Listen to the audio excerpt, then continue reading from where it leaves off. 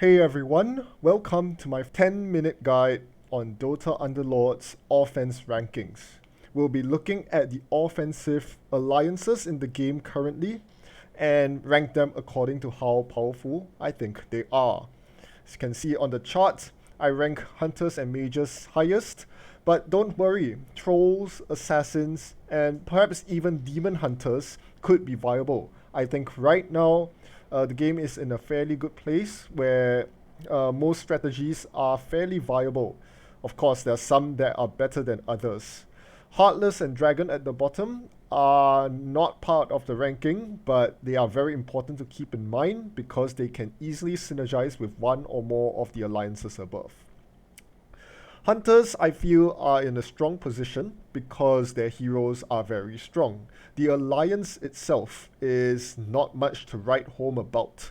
However, the heroes are very powerful, have high DPS, and have strong abilities on them.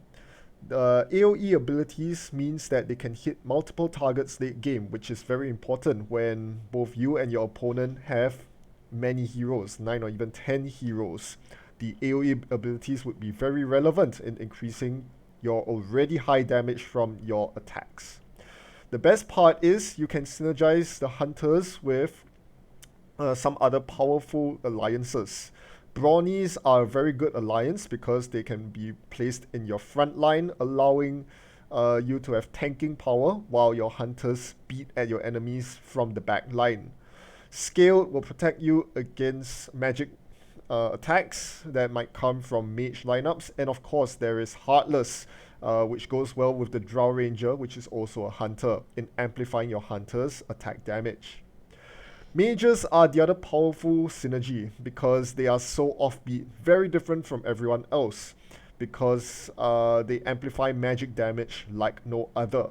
The fact that most of these mages deal AoE damage, area damage, like Keeper of the Light, Lich, and Razor, means that they are very relevant even in the late game.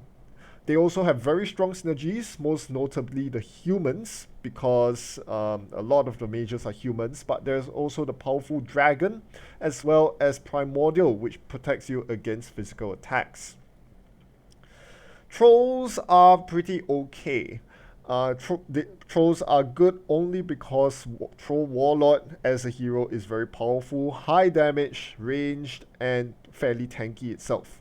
The remainder three trolls are fairly disappointing, it must be said.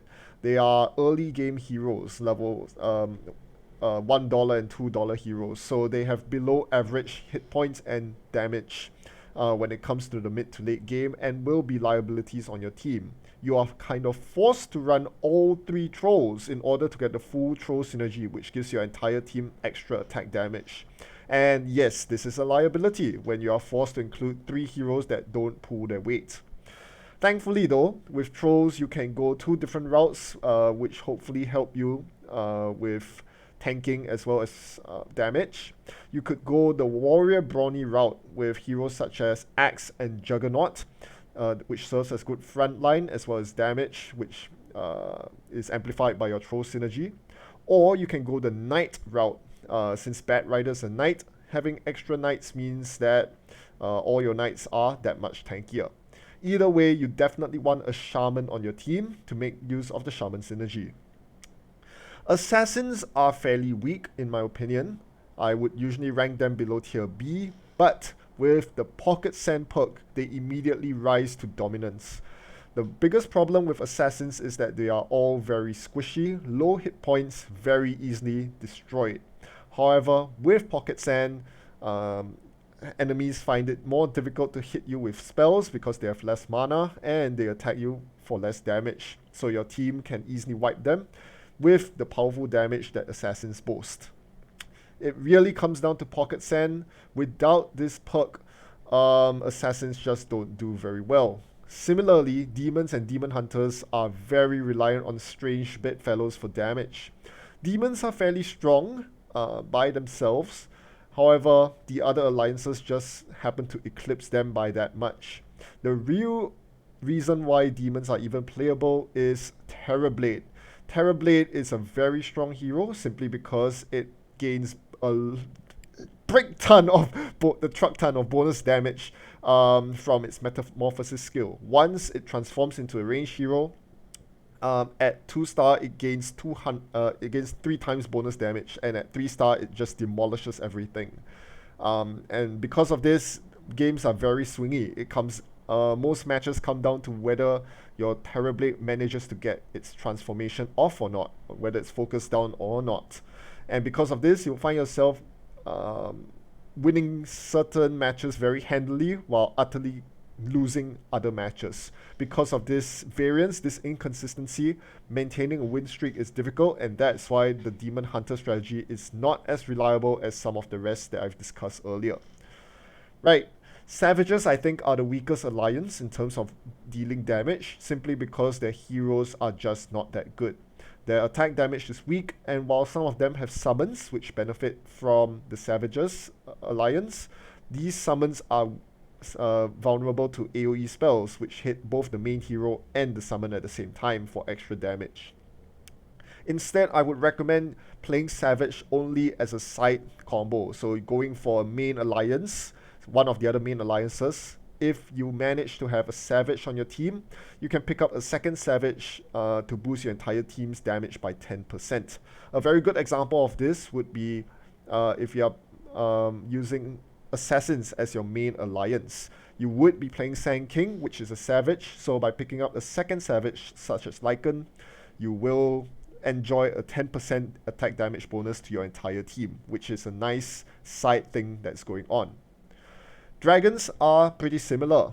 You don't go full on for dragons simply because there are just not that many of them. Instead, if you are already playing a dragon, just pick up another dragon to enjoy the 2 dragon bonus. Now the 2 dragon bonus isn't really all that magnificent except on Dragon Knight. Dragon Knight's damage gets amplified by at least 2 times as soon as you get the Dragon Alliance, thanks to, again, the transformation ability.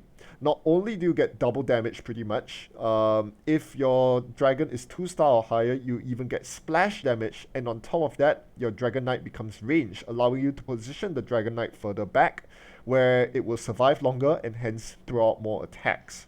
So if you're playing, say, a mage lineup with Puck or an assassin lineup with Viper, you should definitely consider throwing in a Dragon Knight to make use of the Dragon Alliance. On the flip side, if you are already playing Dragon Knight as part of a Knight Alliance, try to work Viper into your lineup so that your Dragon Knight gets the transformation ability. Heartless is pretty much the same as Savages. You can get 2 Heartless, 4 Heartless, or 6 Heartless, each giving more minus armor to the enemy team than the last. The big difference with Savages is that the heroes are actually good. Lich and Necrophos have amazing magical damage, while Pudge is the tankiest hero in the game. So this gives you a very good reason to play Heartless. Now, Heartless becomes a lot more amazing if you have Fall from Grace. This is the tier 2 item that gives you more heroes to choose from if you're going for a Heartless alliance. In fact, there are 13 Heartless plus human heroes in total. So because of this, you have a buffet spread of choices. All you need to do is to pick the best 6 heroes from these 13 Heartless and human heroes, and bam, you have minus 20 armor against the enemy team. That would be absolutely amazing, and this is why this item is so awesome and why Heartless can be very powerful if you find Fall from Grace.